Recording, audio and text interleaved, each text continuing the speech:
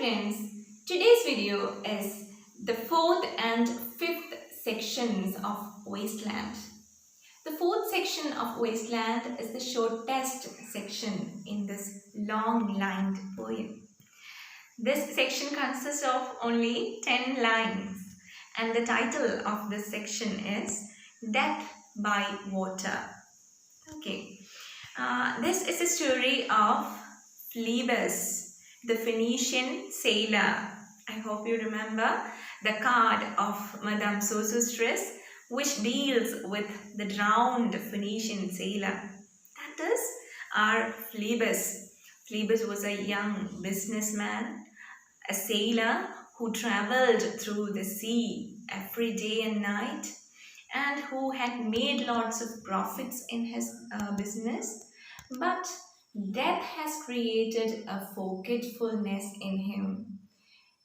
He cannot remember or recognize his favorite things in life. He cannot recognize the sound made by seagulls. Seagulls are birds in the sea. He cannot recognize that. He can't understand the roaring waves around him. He never thinks about his profits and loss that he has made in his business. So death is a forgetfulness, a wind of forgetfulness, and our Phlebas has forgotten everything that happened in his life. As he rose and fell, he passed the stages of his ages and youth, entering the whirlpool. So this refers to the movement of waves in the sea. Here, this body, the dead body of Phlebas, it moved according to the waves and it entered the whirlpool. This event has an allusion to a myth of Egyptian ritual, ancient Egyptian ritual. It is nothing but they used to throw away the idol of the fertility god from Alexandria. And this idol goes through all the movements of these waves and it is taken back from the place called Byblos. And now they start worshipping the idol again.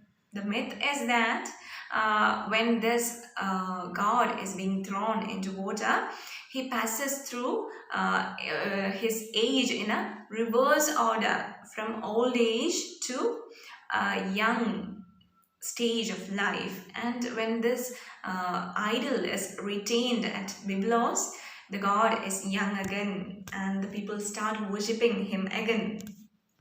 So this is the illusion. And this section ends with a warning. The warning is, Gentile or Jew, O you who turn the wheel and look to windward, consider Phlebas, who was once handsome and tall as you. Gentile or Jew.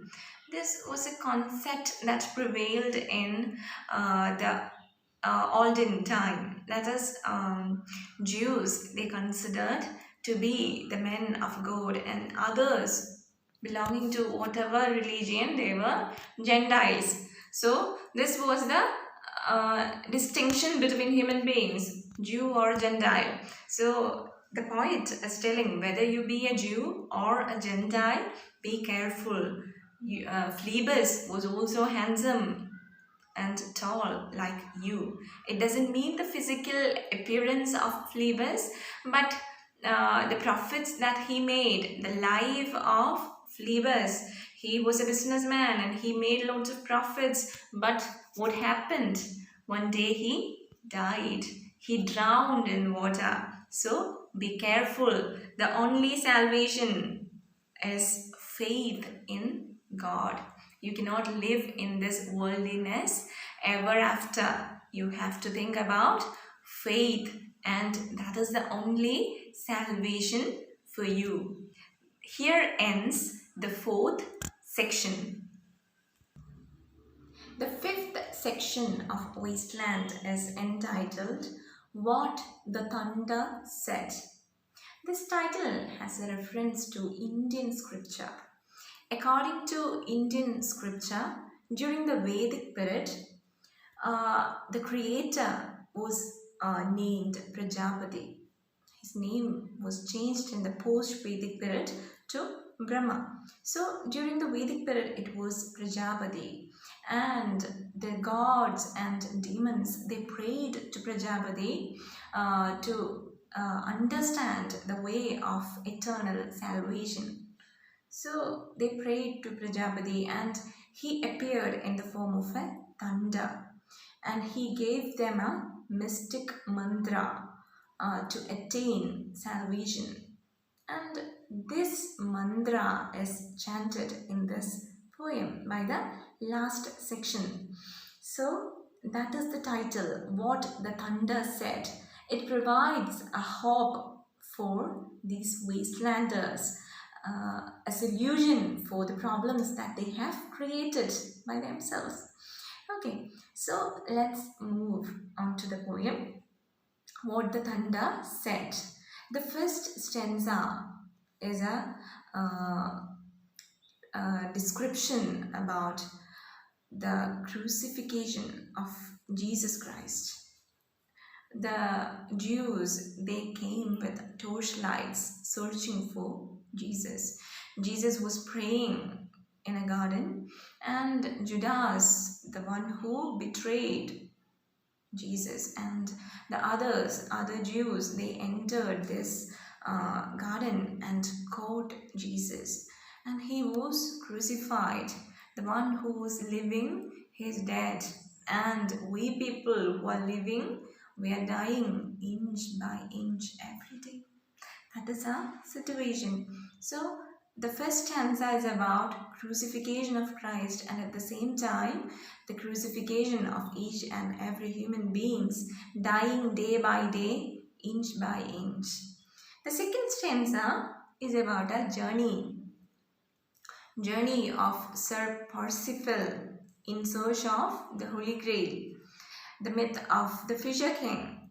This knight, he is searching for this Holy Grail, and he is about to reach the Chapel Perilous, and on the way he had to face loads of problems. There was no water. There isn't any water, only rocks are present. The journey is very crucial. There isn't any water.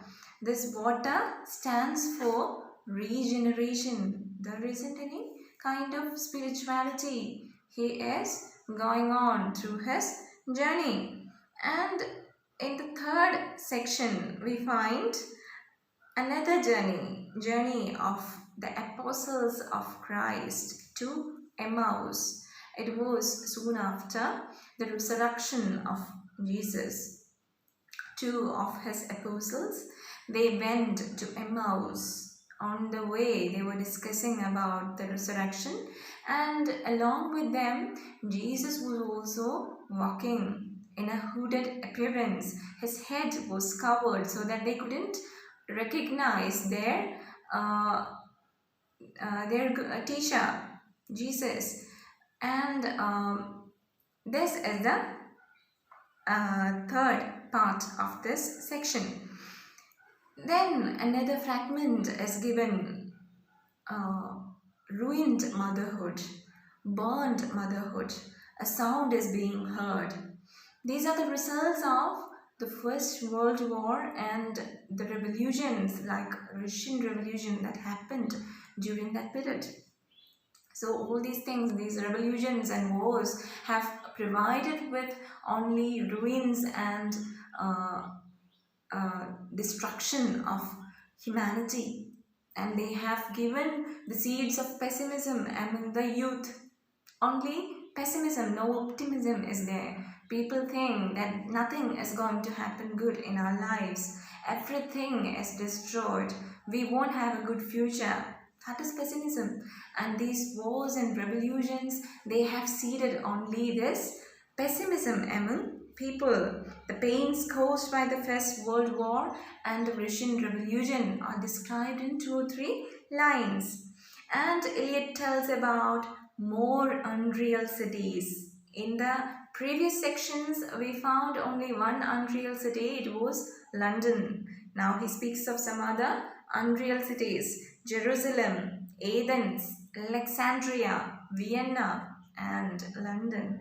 They are all unreal cities under the brown fog. Then he speaks about the condition of refugees. Refugees are a result of these revolutions. They have an appearance of bats with human face. So they are not given the rights that are enjoyed by every citizens. They are not given the rights and they are not considered to be human beings. That is the condition of refugees, and the condition of refugees are being depicted in the next lines.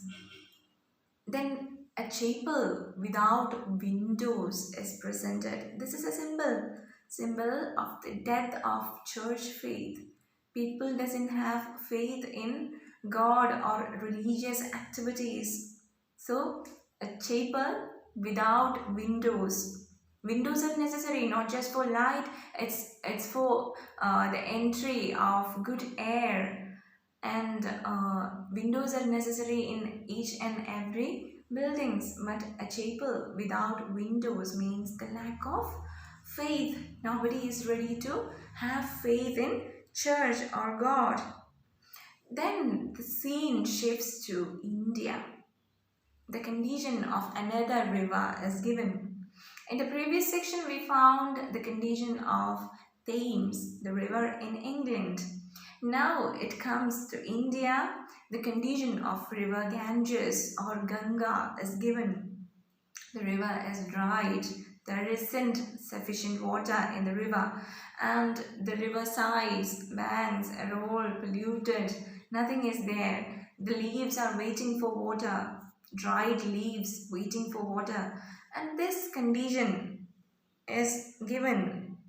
A drought is happening and Ganga is dried, and the people are asking God for a remedy, for a solution, and God speaks in the form of thunder. As we told before, as Prajapati answered to the question of gods and demons, God is answering to the people in the form of thunder. The thunder spoke only 3 words or made only 3 sounds. It is the same sound, da. The first da stands for datta, to give, not to give money as charity, but to give oneself for the goodness of the society, for the goodness of the people around him. The second da stands for dayatvam, to sympathize, to have sympathy towards your brothers and sisters, the feeling of universal brotherhood. That is dayatvam. Then comes the third da, that is damyata, to have self-control over your emotions. Only with these 3 things the wastelanders can have a hope for salvation.